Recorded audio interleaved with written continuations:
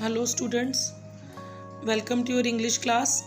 आज हम childhood poem करेंगे which is your fourth poem written by Markus Natten, जो कि एक बहुत ही फेमस पोएट थे। इन्होंने लिखी है ये पोएम और इसमें इन्होंने चाइल्डहुड को डिस्क्राइब किया है। जो चाइल्डहुड में हमारे में जो इनोसेंस होती है हमारे फेस पे, या जो बच्चे के फेस पे इनोसेंट और लवेबल फेस होता है, उसको बड़े अच्छी तरह और बड़े प्यार से डिस्क्राइब किया है। तो सबसे पहले अब हम उस पोएम के बारे में पढ़ेंगे। सबसे पहले तो हम जो पोएम का जो सेंट्रल आइडिया है, पोएम किस के ऊपर बेस्ड है, हम उसके बारे में बात करेंगे। चाइल्डहुड होता क्या है? Childhood is the golden period of life. अब आपका जो चाइल्डहुड होता है, बच्चे का, किसी का भी, हमारा किसी का भी, वो एक हमारा गोल्डन पीरियड होता है जिसमें हमें ना कोई टेंशन होती है, ना हमें कोई रिस्पॉन्सिबिलिटी होती है, ना हमें किसी चीज़ का फिक्र होता है। हमें सब कुछ, मतलब that is golden period of your life. A child is close to the god और एन एंजल। एक बच्चे को हम गॉड के बहुत ही नज़दीक मानते हैं और कहते हैं जो गॉड होते हैं, जो बच्चे होते हैं वो एंजल होते हैं। The reason are obvious, he is simply carefree, है ना। ही और शी, जो भी बच्चा होता है या चाइल्ड होता है, वो केयर फ्री होता है, बड़ा ही सिंपल होता है, वो करप्ट नहीं होता, विकेड नहीं होता, उसे समाज के बारे में नहीं पता होता, अभी उसके अंदर सोचने समझने की शक्ति नहीं होती, तो वो इनोसेंट और लवेबल होता है। ठीक है, तो जो चाइल्ड होता है वो जब उसका चाइल्डहुड लॉस्ट हो जाता है, जब चाइल्डहुड ख़त्म हो जाता है, तो वो कैसी फीलिंग होती है वो पोएट फील कर रहा है और हमें हमारे सामने वो डिस्क्राइब कर रहा है। तो हम स्टार्ट करेंगे पोएम के साथ। उससे पहले हम थोड़ा बहुत पोएट के बारे में बात करेंगे।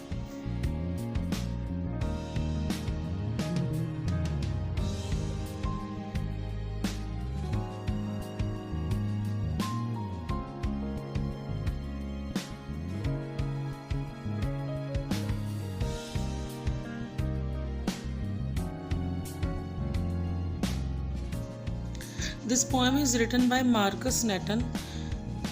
मार्कस नेटन के द्वारा लिखी हुई पोएम है। इसमें जो पोएट है वो अपनी पोएम चाइल्डहुड उसमें लिख रहा है। He tries to find out when he lost his childhood. वो पता करने की कोशिश कर रहा है कि उसने अपना चाइल्डहुड कब गवाया, मतलब उसके हाथों से कब चला गया। दो his poem he wrote that people do not live the lives that they preach. इस पोएम के थ्रू उसने हमें ये बताने की कोशिश की है कि जो लोग दिखावा करते हैं वो वैसी लाइफ नहीं जीते हैं। In the last stanza of this poem, अपने पोएम के लास्ट स्टेंजा में चाइल्डहुड में the poet changes the question from when to where. पहले वो पूछ रहा था क्वेश्चन भी मेरा चाइल्डहुड कब ख़त्म हुआ, अब फिर वो पूछने लगा लास्ट स्टेंजा में भी मेरा कुछ चाइल्डहुड है वो कहाँ चला गया, मतलब बच्चे की जो मासूमियत थी वो कहाँ चली गई। And answer it has gone into hiding. और जो उसका आंसर है वो उसको फिर भी नहीं मिला, वो हाइडिंग है, मतलब वो लास्ट स्टेंजा में छुपा हुआ है। तो that is a very beautiful poem जिसको हम अब स्टेंजा बाय स्टेंजा करेंगे। और प्लीज़ ट्राई टू कंसंट्रेट ताकि आपको ये पोएम अच्छे से समझ आ जाए।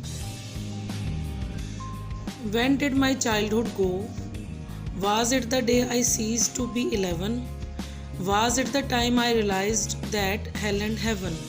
अब इसमें स्टार्टिंग में ही जो पोएट है वो क्वेश्चन पुट कर रहा है कि मेरा बचपन कब चला गया था, मतलब वो ही वंडर्स भी, उसका बचपन ख़त्म हो गया और वो कब ख़त्म हो गया।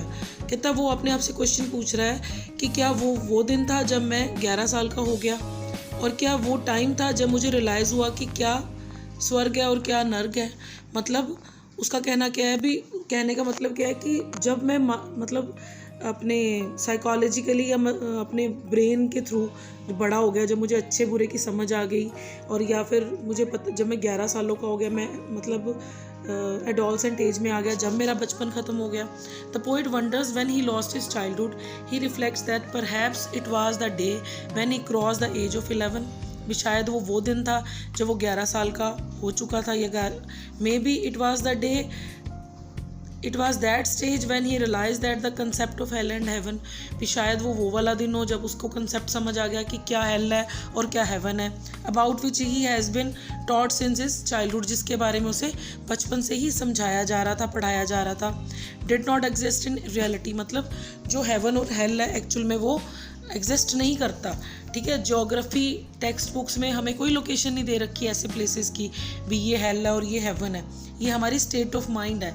The poet realize that he might have lost his childhood when he gained his rational outlook due to getting educated. कहता कि शायद ये जब ख़त्म हो गया जब मैं रैशनली सोचने लगा समाज के प्रति, हर चीज़ का मुझे अच्छे बुरे का पता लगने लगा। फिर वो कह रहा जो हेल और हेवन है एक्चुअल में वो कहीं पे ज्योग्राफिक लोकेशन नहीं है, that is our state of mind.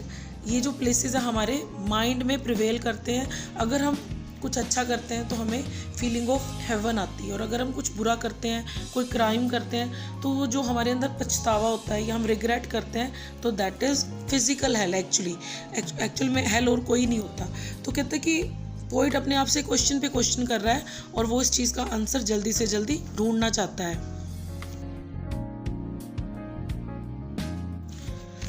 Next stanza is when my childhood go was it the time I realized that adults were not all they seemed to be. They talked of love and preached of love but did not act so lovingly. Was that time the day? अब इसमें क्या है, वो फिर पूछ रहा है कि मेरा चाइल्डहुड कब चला गया। In this stanza the poet reflects that maybe the loss of childhood occurred when he was able to see through the hypocrisy of the adult. कहते हैं कि अब वो पोएट सोच रहा है कि क्या मेरा बचपन जब चला गया जब मैं बड़े लोगों की हिपोक्रेसी, दिखावे को मैंने देखना शुरू कर दिया, महसूस करना शुरू कर दिया। These people follow double standards, actually following and preaching different standards of behaviour. वो उसके हिसाब से वो कहता है जो बड़े लोग हैं उनके डबल स्टैंडर्ड्स हैं, मतलब वो दिखते कुछ हैं, मतलब दिखावा कुछ करते हैं और एक्चुअल में वो होते कुछ हैं, डबल फेस्ड होते हैं जो बड़े लोग होते हैं, अडल्ट लोग होते हैं। They told the poet to be loving and caring, however they themselves are argumentative. कहते वो argumentative, violent and discourteous।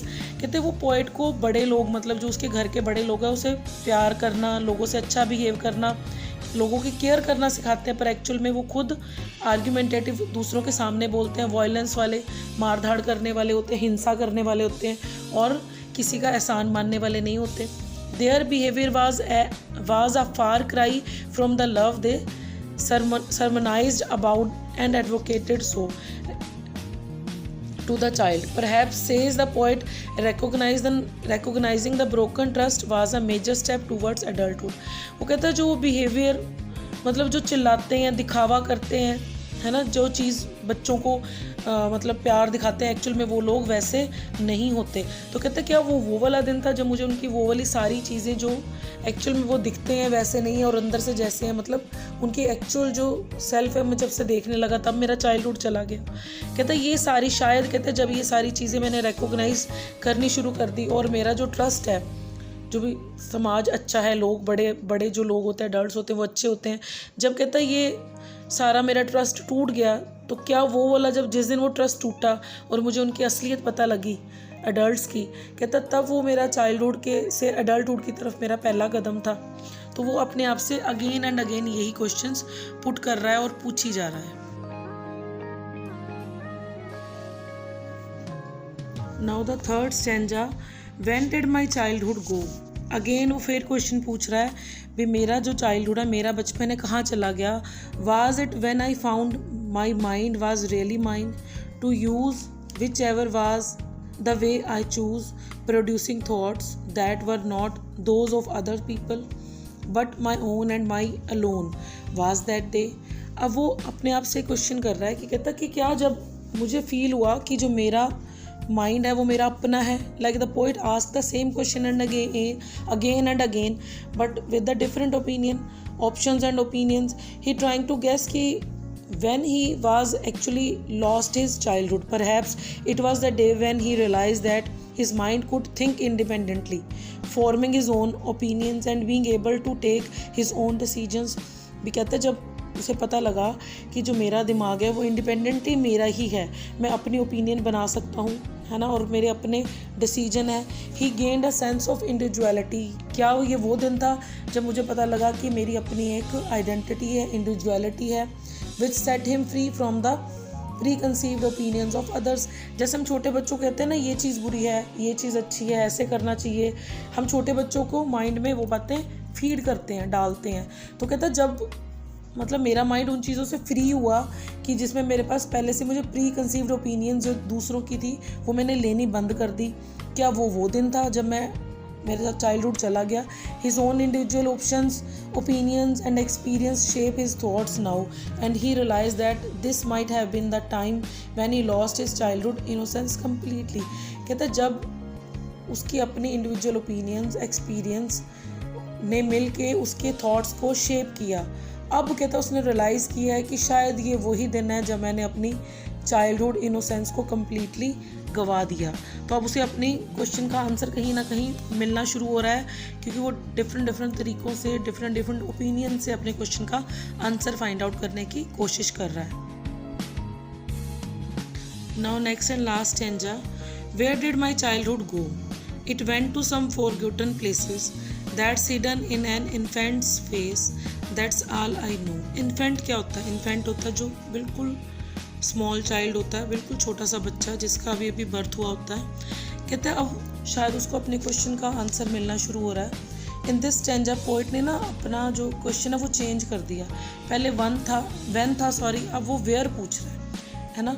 The poet now wonders where his childhood has gone. पहले वो पूछ रहा था मेरा चाइल्डहुड कब चला गया, अब उसको कहीं ना कहीं उसे अपना आंसर मिल गया है। अब वो पूछ रहा है कि मेरा चाइल्डहुड कहाँ चला गया, भी क्या मैं उसको दोबारा देख पाऊँगा अपने चाइल्डहुड को। He reflects that maybe his childhood has gone to an unremembered places। कहते शायद उसका जो चाइल्डहुड है वो कोई भूल जाने वाले जो प्लेसेस जिनको हम भूल चुके हैं, हमें याद नहीं, शायद वहाँ चला गया।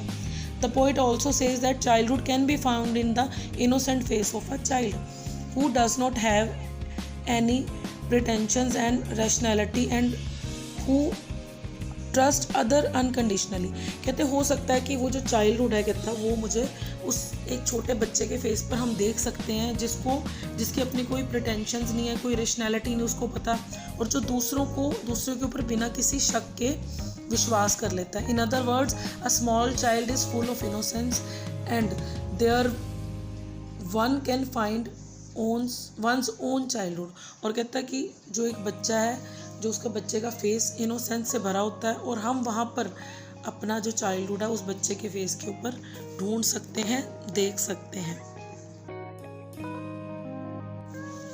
Now let's do some poetic devices. Rationalism, the poet rationalized that it would have gone when he was 11 and when he found out that hell and heaven could not be found in geography।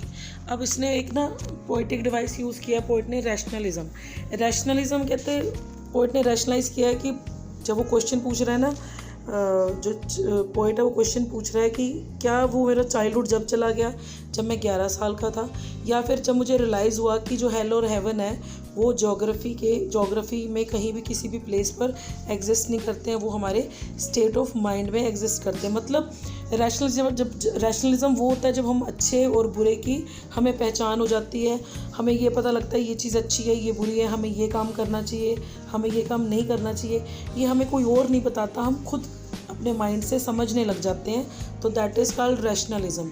तो पूछ रहा है कि जब मुझे poet को rationalism की पूरी सेंस हो गई थी तब उसका बचपन चला गया, तो ये उसने रैशनलिज्म एक अच्छे पोइटिक डिवाइस की तरह यूज़ किया है। Now second one is hypocrisy. Second stanza में उसने हिपोक्रेसी वर्ड का यूज़ किया है। When he found out that the adults preached one but practised another, they preached love but were not so lovable. Hypocrisy क्या होता है? जो दिखावा होता है, मतलब जो हम होते हैं एक्चुअल में हम वैसे नहीं दिखते हैं, और जो हम दिखते हैं वो हम नहीं होते हैं। मतलब जब उसे पता लगा कि जो एडल्ट्स हैं जो वो लोगों को दिखाते हैं, मतलब दूसरों को प्यार करो, दूसरों की केयर करो, पर वो एक्चुअल में खुद वैसा बिहेव नहीं करते हैं, मतलब वो लव की प्रीचिंग करते हैं पर एक्चुअल में वो खुद लवेबल नहीं होते हैं। मतलब हमारा जो समाज है वो हिपोक्रेट से भरा हुआ है ना। हमारे दो फेसेस होते हैं, हम अपने आप में हमें खुद को पता है भी हमारी एक्चुअल सेल्फ क्या है, बट हम सोसाइटी में अपने फ्रेंड्स के आगे, अपने फैमिली के आगे हम और तरह प्रिटेंड करते हैं, पर एक्चुअल में जो हम है वो हमें ही कहीं डीप इनसाइड पता है कि मैं एक्चुअल में कैसी हूँ, पर शायद मेरे किसी फ्रेंड को, मेरी अपनी फैमिली को या फिर जो मेरा सोशल सर्कल है, किसी को नहीं पता मैं एक्चुअल में कैसी हूँ। तो that is called hypocrisy, double faced, जो कि एक्चुअल में कुछ और होते हैं और दिखते कुछ और है। That is called hypocrisy. Now third one is individuality. Third stanza में पोएट ने ये वर्ड यूज़ किया individuality. He now understood his own individuality that he can make his own decision and is the master of his own decisions. इसमें क्या है, इसमें जो poet है वो कहते अब जब उसको पता लगा, समझ आया कि उसकी अपनी एक्चुअल सेल्फ क्या है, मतलब उसको अच्छे बुरे की पहचान हो गई और वो खुद अपने डिसीजन लेने लगा और खुद अपने डिसीजन का मालिक बन गया। शायद तब कहते वो एडल्ट हो गया, तब उसका चाइल्डहुड चला गया। तो that state of mind is called individuality, जिसमें वो बड़ा हो गया, उसको रैशनलिज्म पता लग गया, रैशनैलिटी आ गई उसके अंदर, और हिपोक्रेसी का पता लग गया और खुद अपने डिसीजन का वो खुद मालिक हो गया। तो दैट इज़ कॉल्ड इंडिविजुअलिटी। उसके बाद राइम स्कीम जो यूज़ की है पोएट ने, the poet does not follow any particular rhyme scheme. In the first stanza alone it has ABBCCD, है ना। तो उसने कोई पर्टिकुलर राइम स्कीम का यूज़ नहीं किया है। उसने फर्स्ट स्टैंजा में ABBCCD, मतलब एक राइम स्कीम होती है ना, जब लाइन के एंड में जब लाइन एंड होती है तो वो सेम वर्ड से एंड होती है, मतलब सेम साउंड से एंड होती है। That is called rhyme scheme. तो उसमें कोई पर्टिकुलर राइम स्कीम का यूज़ नहीं किया गया है। अब उसके बाद है antithesis. It is a rhetorical device in which two opposite ideas are put together in a sentence to achieve a contrasting effect. Here hell and heaven, मतलब एक दो opposite ideas को इकट्ठा एक ही सेंटेंस में यूज़ किया जाता है कंट्रास्टिंग इफेक्ट देने को। हेल और हेवन जैसे पोएट ने यूज़ किया। हेल अब आपको पता ही है, और हेवन दोनों both are totally different and totally contrasting. तो पोएट ने इसे इसमें यूज़ किया, तो that is called antithesis. Now next one is alliteration. My mind whichever way, that, they, the time. ये सब एक ही वर्ड से, एक ही अल्फ़ाबेट से शुरू होते हैं, तो that is called alliteration. Repetition और refrain is a group of words or a phrase which gets repeated throughout the poem. Here, when did my childhood go, was that the day। जो एक ये repetition वो होती है जो एक ही phrase या वर्ड का या वर्ड्स का बार बार पूरी पोएम में यूज़ किया जाता है। जैसे यूज़ किया था पोएट ने यहाँ पर व्हेन डिड माय चाइल्डहुड गो, है ना। हर स्टैंजा में इसने ये लाइन का यूज़ किया है। Was that the day, again उसने जब उसका आंसर फाइंड आउट करने के लिए उसने वर्ड यूज़ किया was that the day, phrase use किया वाज दैट द डे। तो इसने हर स्टैंजा में ये दोनों लाइनों का यूज़ किया है, when did my childhood go, was that the day, है ना। तो दैट इज़ कॉल्ड रिफ्रेन और repetition. Next one is inversion. When we reverse invert the normal word order of a structure, most commonly the subject verb word order is known as inversion. Here to use whichever way I choose. जब हम कहते हैं normal, हम reverse कर देते हैं normal word को, जो वर्ड ऑर्डर होता है एक स्ट्रक्चर में, तो कहते हैं जो कि नॉर्मली यूज़ किया जाता है, कॉमनली यूज़ किया जाता है वर्ब वर्ड ऑर्डर में, तो उसको इन्वर्जन कहते हैं। Here to use whichever way I choose, मतलब जो नॉर्मल हमारा स्ट्रक्चर होता है उसको हम रिवर्स ऑर्डर में यूज़ कर लेते हैं, तो उसे इन्वर्जन कहते हैं। जो बीच में अचानक किसी चीज़ को कहते हैं ना डाल देना, दैट इज़ कॉल्ड इन्वर्जन।